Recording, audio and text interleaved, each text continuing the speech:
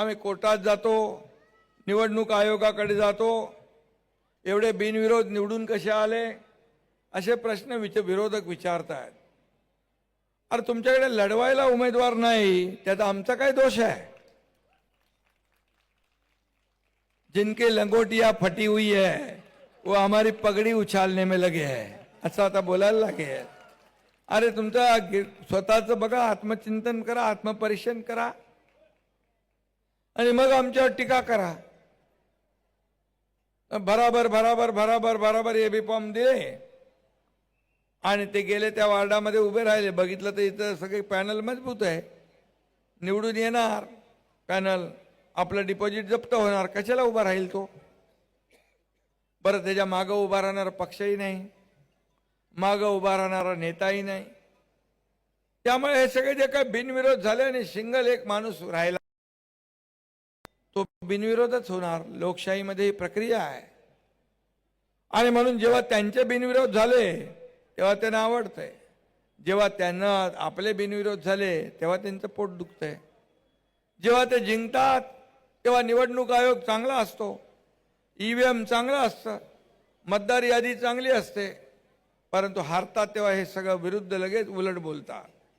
ही दुटप्पी भूमिका जी घेताय त्यामुळे जनता जनार्दन, ये जनता है सब जानती है।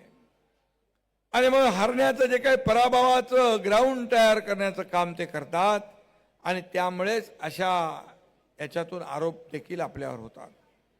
आणि म्हणून मी आपल्याला एवढंच सांगेन, कल्याण डोंबिवलीमध्ये ते हे बिनविरोध येऊन आमच्या लाडक्या बहीण लाडक्या भावांनी त्यांचा बँड अगोदरच वाजवलेला आहे।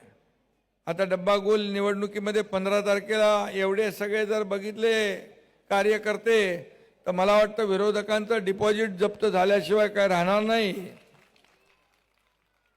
प्रधानमंत्र्यांवर आरोप, गृहमंत्र्यांवर आरोप, माझ्यावर तर रोजच करतात। मला तर ते काय माझं 5वीला पुजलेलं आहे।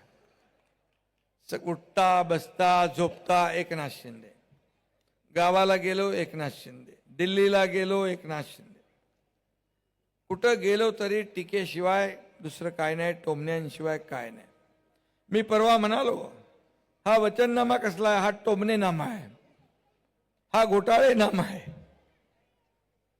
जाऊ, लाडक्या बहिणींचा आशीर्वाद आहे तोपर्यंत हा एकनाथ शिंदे कुणालाही घाबरत नाही, मला कसली चिंता नाही। मी महाराष्ट्रभर फिरतोय, मला लाडक्या बहिणींचे चेहरे, लाडक्या भावांचे चेहरे ओळखायला येतात। एक द्यायला देखील दानत लागते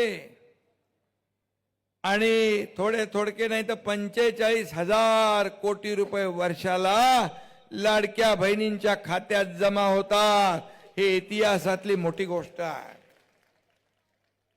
आत्मनिर्भर आत्मसन्मान वाढवण्याचं काम केलं, काय वाईट केलं? सरकार कशासाठी असतं? सरकार गोर गरीब सर्वसामान्य माणसाच्या आयुष्यामध्ये चांगले दिवस आणण्यासाठी असतं।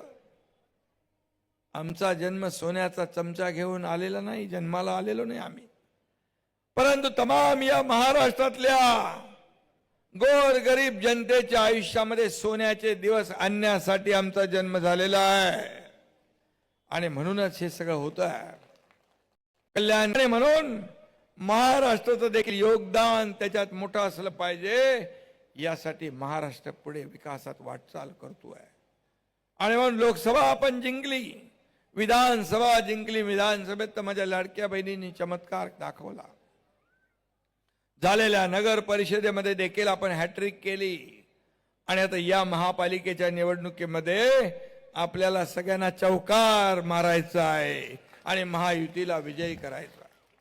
आणि म्हणून मी आपल्याला सांगतो, किती आरोप केले तरी सुद्धा आम्ही आरोपाला कामाने उत्तर देतो। जमीर के पक्के हैं हम, जुबा और जमीर के पक्के हैं। लोगों की तरह हालात देकर रंग बदलने वाले हम लोग नहीं है। काही लोक फटाफट रंग बदलतात, सरड्यालाही लाज वाटेल अशा प्रकारचं, परंतु आम्ही नाही। सत्तेसाठी, खुर्चीसाठी कधीही बाळासाहेबांच्या विचाराशी प्रतारणा आम्ही कधीही नाही करणार। आणि म्हणून सत्तेसाठी विचार आम्ही कधी सोडणार नाही.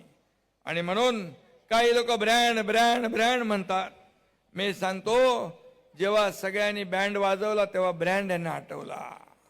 फक्त मी एकच सांगतो, ब्रँड एकच ब्रँड, तो म्हणजे बाळासाहेब. बाळासाहेब आमचा ब्रँड.